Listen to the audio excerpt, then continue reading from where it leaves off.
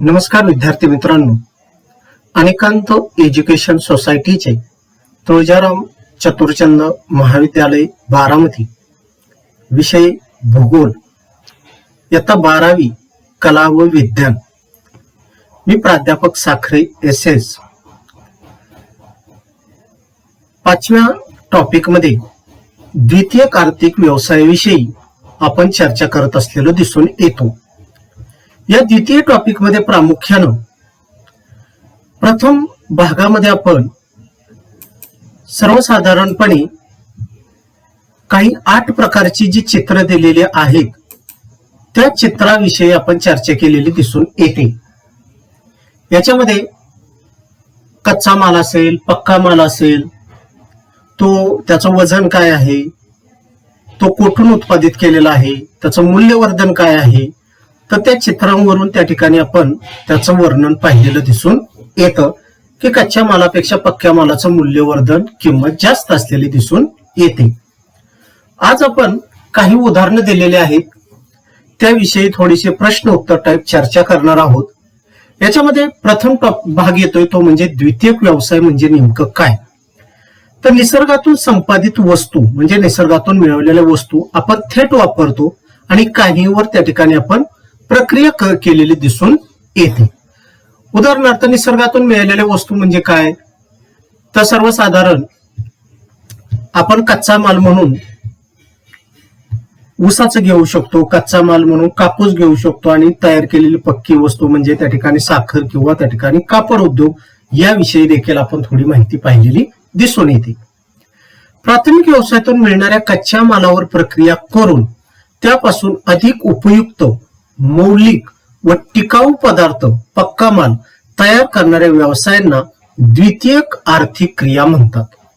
म्हणजे थोडक्यात प्राथमिक व्यवसायातून शेती असेल, कारखानदारी असेल, त्याचबरोबर वन उत्पादन असेल, तर इथून जो कच्चा माल आपल्याला त्या ठिकाणी मिळतोय तर त्याच्यावरती प्रक्रिया केलेली दिसून येते आणि ती प्रक्रिया केल्यानंतर अधिक उपयुक्त, जास्त दिवस टिकणारे, दर्जेदार, मौलिक, जास्त मूल्य प्राप्त होणार आणि टिकाऊ अशा प्रकारचा पक्का माल तयार करणं याला म्हटलेलं आहे द्वितीयक आर्थिक व्यवसाय म्हणजे सेकंडरी ऍक्टिव्हिटीज।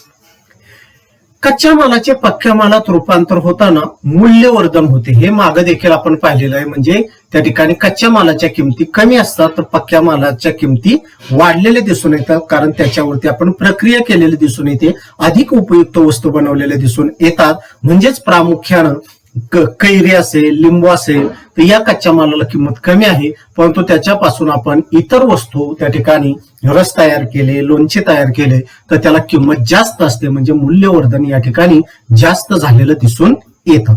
थोडक्यात काय तर द्वितीयक व्यवसाय म्हणजे प्रक्रिया, उत्पादने आणि बांधकाम याच्याशी निगडीत असलेले दिसून येतात। म्हणजे प्रक्रिया केलेले दिसून येते, उत्पादन केलेलं दिसून येतं, बांधकाम व्यवसायाशी संबंध असलेला दिसून येतो। म्हणजे हे 3 घटक द्वितीयक व्यवसायाशी अतिशय त्यांचा जवळचा संबंध असलेला दिसून येतो। अशा पद्धतीनं थोडक्यात एक प्राथमिक दर्जाचा हा भाग त्या ठिकाणी प्रथम टप्प्यामध्ये मांडलेला दिसून येतो आणि याच्यावरतीच प्रक्रिया म्हणजे पुढचा भाग आपल्याला सांगता येतो की द्वितीयक व्यवसाय म्हणजे कारखाना। मग कारखाना म्हणजे काय, तर त्याची संकल्पना या ठिकाणी मांडलेली आहे की ज्या ठिकाणी कच्च्या मालाचे पक्क्या मालात रूपांतर केले जाते त्या ठिकाणास कारखाना असे म्हणतात। वेगवेगळ्या प्रकारचे कारखाने आहेत, इंडस्ट्रीज त्या ठिकाणी म्हटलेलं आहे। आपल्या भागातलं उदाहरण जर घेतलं तर कच्चा माल या ठिकाणी घेऊ आपण ऊस आणि पक्क्या मालामध्ये रूपांतर करणं म्हणजे त्या ठिकाणी साखर। मग आपल्या इथं इंदापूरच्या तालुक्यातील श्री छत्रपती सहकारी साखर कारखाना भवानीनगर किंवा आपल्या जवळ असणारा माळेगाव सहकारी साखर कारखाना, सोमेश्वर सहकारी साखर कारखाना याचा जर उल्लेख केला तर ऊसापासून, कच्च्या मालापासून पक्क्या मालात म्हणजे साखरेमध्ये रूपांतर करणं या भागाला त्या ठिकाणी म्हटलेलं आहे कारखाना। आणि ही संकल्पना आपल्याला या द्वितीयक व्यवसायाशी निगडीत असलेली दिसून येते। आता कारखाना ही संकल्पना आपण का घेतली, तर आपल्या पुस्तकामध्ये, अभ्यासक्रमामध्ये कारखान्यावरती आधारित एक प्रश्न विचारलेला आहे, एक नकाशा दिलेला आहे आणि त्या नकाशावरून प्रश्न विचारून त्या ठिकाणी आपला ऊस कोणत्या कारखान्याला त्या ठिकाणी पाठवायचा, तो का पाठवायचा, त्याचे फायदे तोटे काय याविषयी आपल्याला चर्चा करायची आहे। म्हणून कारखाना ही समजून घेतली। पुढच्या टप्प्यामध्ये काय म्हटलेलं आहे तर इथं कारखान्याशी संबंधित आपण साखर कारखान्याचं उदाहरण घेतलं, कच्चा माल ऊस आणि पक्का माल साखर. आता या ठिकाणी आपण उदाहरण प्रत्यक्ष दिलेलं आहे की सोलापूर जिल्हा आहे, प्रमुख साखर उद्योग त्या ठिकाणी दिलेला आहे आणि साखर उद्योगाची इंडेक्स सूची या ठिकाणी दिलेली दिसून येते. सोलापूर जिल्ह्याची आउटलाईन या ठिकाणी मांडलेली दिसून येते. सोलापूर जिल्ह्याचा नकाशा आहे आणि या ठिकाणी प्रश्न काय विचारलाय पहा. साखर उद्योग दर्शविणारा सोलापूर जिल्ह्याची आकृती, म्हणजे साखर उद्योग दर्शवणारा सोलापूर जिल्ह्याची आकृती 5.2 मधील नकाशा पहा. 5.2 मधील हा सोलापूर जिल्ह्याचा नकाशा आपण याचं निरीक्षण करावायचं आहे. काय आहे तर शामरावांची शेती उदाहरण दिलेलं आहे एका व्यक्तीचं. शामरावांची शेती या ठिकाणी आहे, म्हणजे शामराव एक व्यक्ती आहे, त्याची शेती या ठिकाणी आहे या ठिकाणी. त्यांनी नुकतीच ऊस तोडणी केली आहे. ऊस त्यांच्या शेतामध्ये ऊस आहे आणि त्या ऊसाची तोडणी केलेली आहे. नकाशाचा अभ्यास करा आणि सांगा की त्यांनी त्यांचा ऊस कोणत्या कारखान्यात पाठवावा.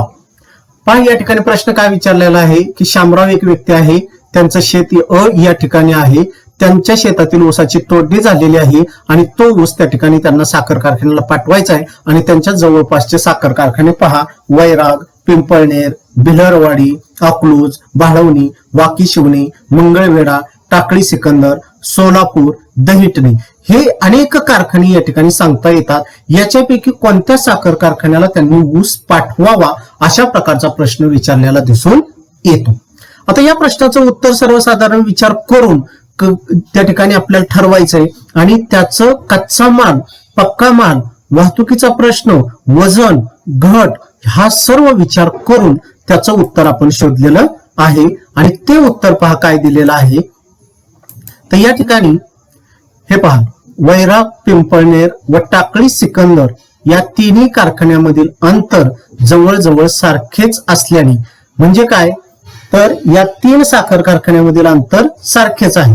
या 3 पैकी कोणत्याही एका साखर कारखान्याला शामराव ही व्यक्ती ऊस पाठवू शकते, कारण बाकीचे जे कारखाने आहेत उदाहरणार्थ भाळवणी, अकलूज, वाकी, शिवणी, मंगळवेढा, दहिटणे, भिलारवाडी या कारखान्यामधील अंतर जास्त आहे. आता वैराग, पिंपळनेर आणि टाकळी सिकंदर या कारखान्यामधील अंतर कमी आहे आणि या तिन्हीच कारखान्यालाच ऊस पाठवावा असं त्या ठिकाणी प्रथमदर्शनी लक्षात येतं. तर बाकीचे जे कारखाने आहेत त्यांच्यातील अंतर जास्त आहे. मग त्या ठिकाणी या 3 कारखान्यालाच ऊस का पाठवावा तर त्याचं कारण इथं दिलेलं आहे पहा. भौगोलिक कारण देखील परीक्षेमध्ये विचारलं जाऊ शकतं. ऊस हा वजन घटणारा कच्चा माल आहे, म्हणजे ऊस तोडणी केल्यानंतर ऊसाचं वजन कमी होतं. ऊसाची तोड झाल्यापासून 24 तासाच्या आत ऊसाचे गाळप होणे गरजेचे असते, कारण ते नाही झाले तर त्याच्यातील सुक्रोजचे प्रमाण कमी होते व साखरेचा उतारा त्या ठिकाणी कमी पडतो. म्हणून साखर कारखाना ऊस शेतीच्या जवळ असणे गरजेचे आहे आणि जवळच्याच साखर कारखान्याला वाहतुकीचा प्रश्न मिटवण्यासाठी, ऊस गाळप लवकर होण्यासाठी वैराग, पिंपळनेर व टाकळी सिकंदर या ठिकाणी शामरावांनी आपला ऊस पाठवणं गरजेचं आहे. म्हणजे काय तर या ठिकाणी प्रामुख्यानं पिंपळनेर असेल, वैराग असेल, भाळवणी असेल तर किंवा अकलूज या जवळच्या साखर कारखान्याला ऊस आपला त्या ठिकाणी पाठवावा आणि तो जर पाठवला तर वाहतुकीचा प्रश्न त्या ठिकाणी मिटणार आहे. ऊस वजन घटणारा कच्चा माल आहे. 24 तासाच्या आत ऊसाचं गाळप होणं गरजेचं आहे. नाही झालं तर त्याच्यामध्ये सुक्रोजचं प्रमाण त्या ठिकाणी कमी होतं. म्हणून या जवळच्या साखर कारखान्याला शामरावांनी ऊस पाठवावा असं म्हटलेलं आहे. किंवा या ठिकाणी भौगोलिक कारण असं देखील विचारलं जाऊ शकतं की ऊस उत्पादक प्रदेशामध्ये साखर कारखाने स्थापन केले जातात, तर हे कारण स्पष्ट करा. याची उत्तरे देखील याच पद्धतीनं मांडलेली दिसून येतात. अशा पद्धतीचा हा प्रथम प्रश्न आपल्याला मांडलेला दिसून येतो की शामरावांनी ऊस कोठे पाठवावा. या ठिकाणी दुसरा प्रश्न आपल्याला त्या ठिकाणी घेतलेला आहे द्वितीयक व्यवसायावरतीच आधारित. पहा या ठिकाणी दुसरा प्रश्न आहे, फिरोज यांच्या मुलाने जवळच्या शहरातून बेकरी म्हणजे पावभट्टी व्यवस्थापनाचे प्रगत शिक्षण घेतले आहे. आपल्या मुलाने आपल्याच गावात बेकरी व्यवसाय सुरू करावा अशी त्यांची इच्छा आहे, पण त्यांच्या मुलाच्या मते बेकरी त्यांच्या गावापासून 20 किलोमीटर अंतरावर असलेल्या शहरात सुरू करावी. सांगा बरे कोण बरोबर आहे, फिरोज की त्यांचा मुलगा, आणि का? या ठिकाणी फिरोज हा मुलाने बेकरीचं शिक्षण घेतलेलं आहे आणि त्या मुलाने आपल्या गावातच बेकरी सुरू करावी असं त्यांच्या मुलाचं मत आहे आणि त्या 20 किलोमीटर अंतरावरती शहरात बेकरी व्यवसाय चालू करावा.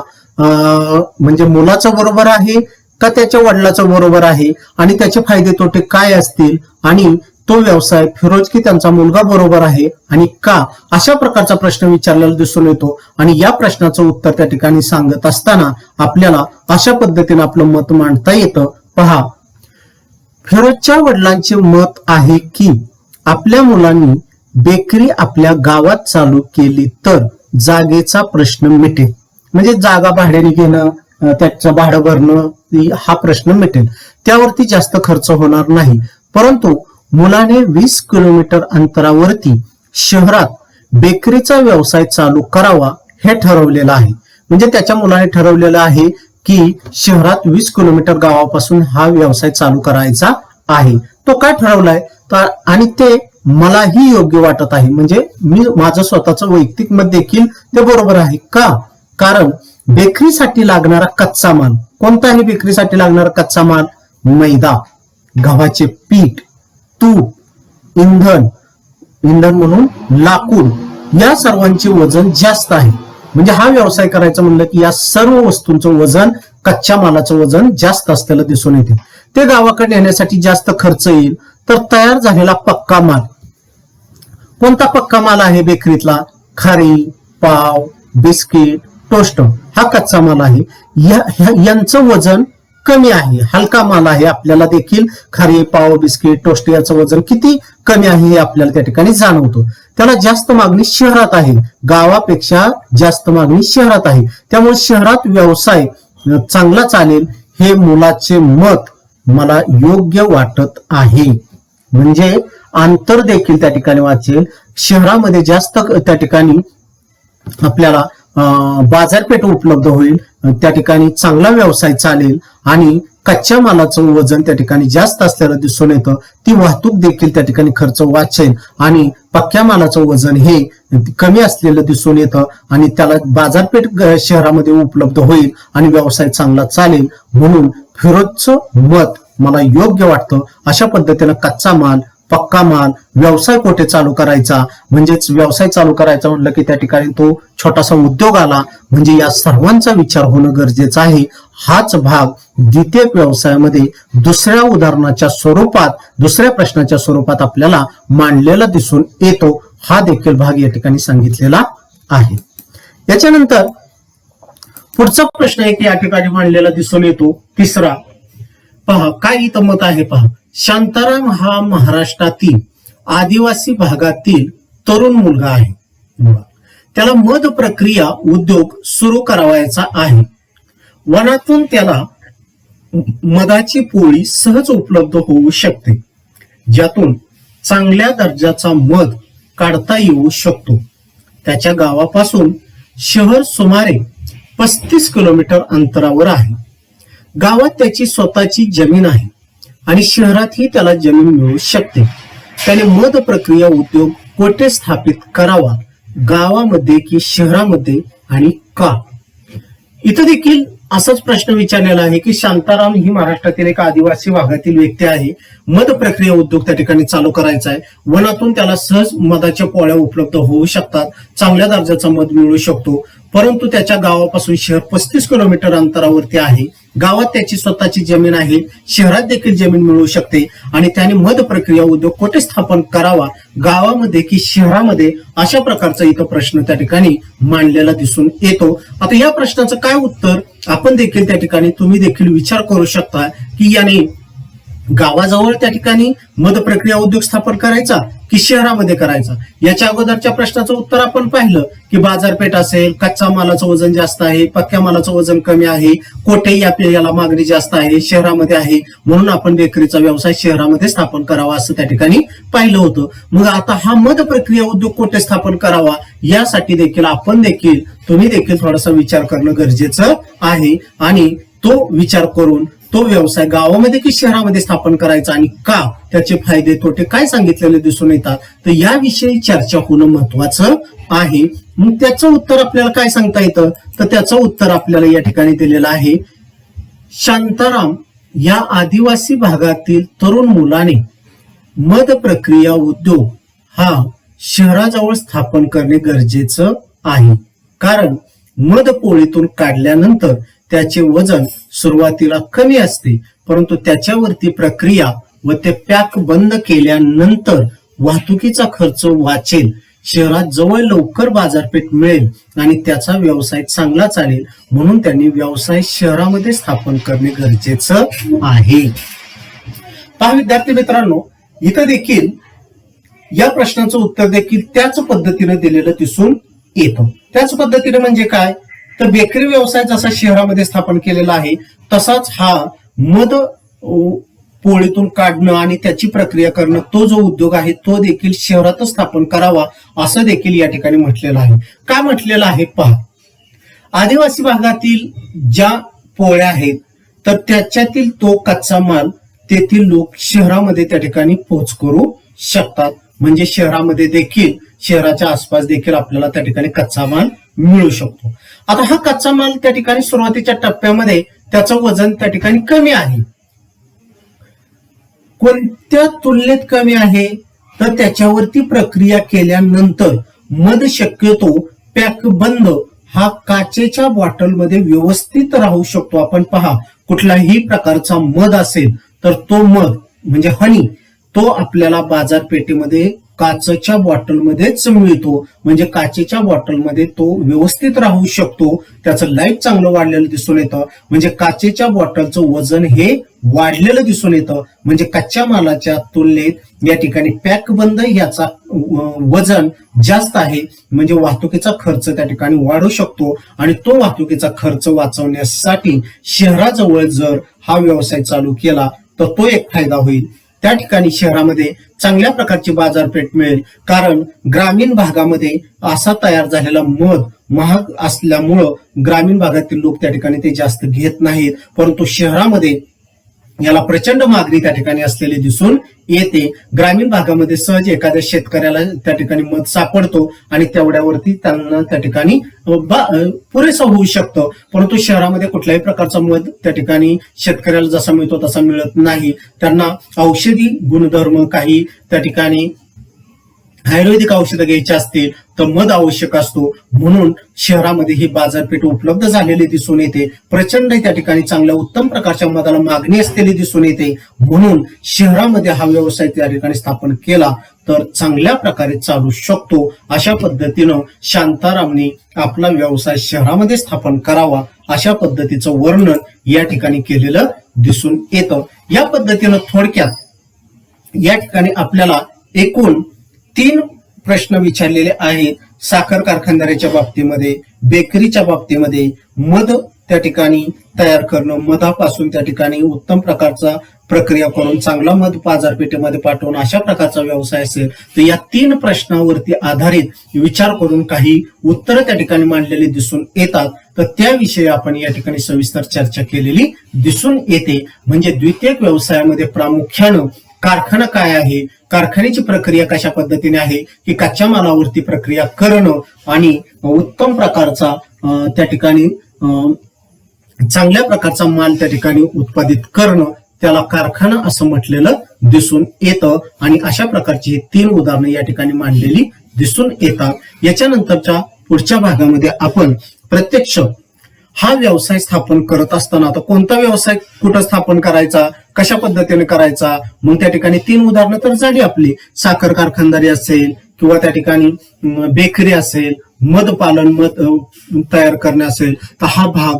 तर असा व्यवसाय स्थापन करत असताना तो स्थापन करताना कोणते घटक परिणाम करतात, त्याच्यावरती कशा पद्धतीने मात करायची, म्हणजे भूरचना त्या ठिकाणी असेल, हवामान असेल, पाणी असेल, वीज पुरवठा असेल, अनेक घटकांचा त्या ठिकाणी आवश्यकता असते. ते घटक कशा पद्धतीने परिणाम करतात, नैसर्गिक असतील, आर्थिक असतील, सामाजिक असतील, राजकीय असतील, तर त्यांचा देखील याच्यावरती एखादा व्यवसाय स्थापन करत असताना परिणाम झालेला दिसून येतो. तर त्या एक वेगवेगळ्या घटकांविषयी आपण सविस्तर चर्चा करणार आहोत. म्हणजे प्रथम टप्प्यामध्ये नैसर्गिक घटक, दुसऱ्या टप्प्यामध्ये आर्थिक घटक, तिसऱ्या टप्प्यामध्ये राजकीय घटक, चौथ्या टप्प्यामध्ये इतर घटक, ते कसे परिणाम करतात आणि जर हे सर्व घटक अनुकूल असतील तर व्यवसाय चांगला चालतो.